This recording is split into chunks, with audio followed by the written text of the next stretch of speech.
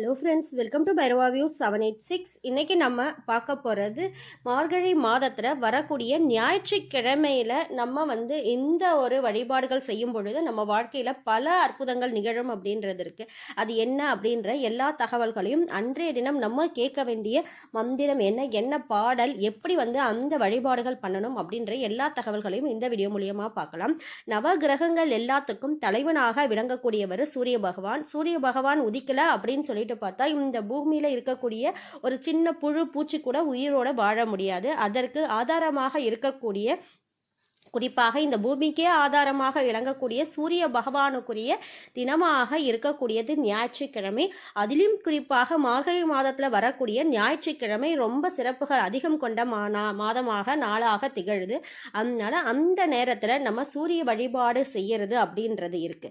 இந்த மார்கழி மாதத்தில் நம்ம இப்போ சொல்லக்கூடிய இந்த ஒரு சூரிய பகவானுடைய வழிபாடுகள் செஞ்சால் நம்ம வாழ்க்கையில் நிச்சயமாக நல்ல மாற்றம் ஏற்படும். மன பயம் நீங்கும், மனப்பதட்டம் நீங்கும், நோய் நொடி இல்லாத வாழ்க்கையை நம்ம வாழ முடியும். அது மட்டும் இல்லாமல் முன்னேற்ற பாதையே போகணும் அப்படின்னா ஒரு சில தடைகள் இருக்கும். அந்த தடைகளை தவிடுபடியாகக்கூடிய தடைகளை தவிர்த்தெடியக்கூடிய ஆற்றலை இந்த சூரிய வழிபாடு அப்படின்றது நமக்கு கொடுக்கும். அதற்கு சூரிய நாராயணர் கோயிலை பற்றின தகவல்களை ஏற்கனவே நான் கொடுத்துருக்கேன். அதை பார்க்காதவங்களும் நீங்கள் செக் பண்ணி பார்த்துக்கலாம். முன்னேற்றத்திற்கான வழி தெரியல அப்படின்ற சிக்கலில் இருக்கீங்க அப்படின்னா கண்டிப்பாக நீங்கள் செய்ய வேண்டிய ஒரு வழிபாடு மார்கழி மாதத்தில் வரக்கூடிய ஞாயிற்றுக்கிழமையில் சூரிய பகவானுக்கு இந்த ஒரு பாடலை காதால கேளுங்க. ஒன்று காதால கேளுங்க, இல்லைன்னா உங்களுக்கு படிக்க தெரியும், அந்த மந்திரத்தை சொல்ல முடியும் அப்படின்னா நீங்கள் படிங்க. படித்தாலும் சரி பலன் உண்டு, காதால கேட்டாலுமே இந்த பாடலுக்கு பலன் இருக்கு. அது என்ன பாடல் அப்படின்னு சொல்லிட்டு பார்த்தா ஆதித்ய ஹிருதயம் அப்படின்ற ஒரு பாடல் இருக்கு. அந்த ஒரு பாடலை நீங்கள் போய் யூடியூப்ல செக் பண்ணி பாருங்க.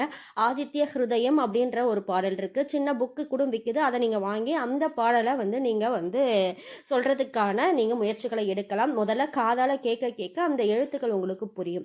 அப்போ நம்ம ஒரு வேளை நம்ம வெளியே போகிறோம் அப்படின்னாலும் சரி, காரில் நம்ம நிறைய பாடல்கள் என்னென்னமோ போட்டு கேட்குறோம்.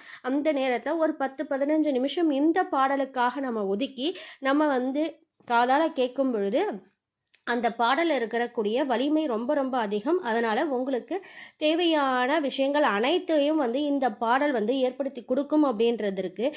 இப்போ அந்த ஆதித்ய ஹிருதய பாடலை நம்ம படித்தாலும் பலனுண்டு, கேட்டாலும் பலனுண்டு. அப்போ நீங்கள் பாடலை படிக்கிறீங்க. அடுத்ததாக ஞாயிற்றுக்கிழமை சூரிய பகவானுக்குரிய தானியமாக இருக்கக்கூடியது கோதுமை. நீங்கள் என்ன பண்ணுங்கள், கோயிலுக்கு போய் ஞாயிற்றுக்கிழமையில் கோதுமையை பரப்பி அதற்கு மேலே 2 அகல் விளக்கு வச்சு அதில் நல்லெண்ணெய் ஊற்றி விளக்கு ஏற்றி நீங்கள் வழிபாடு பண்ணலாம்.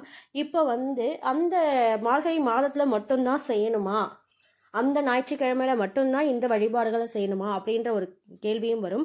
அப்படியெல்லாம் இல்லை. முதல்ல நீங்கள் இந்த மார்கழி மாதத்தில் வரக்கூடிய ஞாயிற்றுக்கிழமையில் இந்த ஒரு வழிபாடை தொடங்குங்க. அதுக்கப்புறம் உங்களால் எவ்வளவு நாள் செய்ய முடியுமோ நீங்கள் செஞ்சுக்கிட்டே இருக்கலாம். அதில் எந்த ஒரு கட்டுப்பாடுமே கிடையாது. கண்டிப்பாக இந்த மார்கழி மாதத்தில் ஞாயிற்றுக்கிழமையில் நீங்கள் இந்த நவகிரக சன்னதிக்கு போய் சூரிய பகவானுக்கு விளக்கேற்றுறது, குறிப்பாக இந்த கோதுமையில் விளக்கேற்றுறது அப்படின்றது உங்களுடைய வாழ்க்கையில் சிறந்த பலன்களை ஏற்படுத்தும் அப்படின்றதும், ஜாதக ரீதியாக இருக்கக்கூடிய பிரச்சனைகள், தோஷங்கள் எல்லாமே நீங்கும் அப்படின்ற ஐதீகமும் இருக்கு.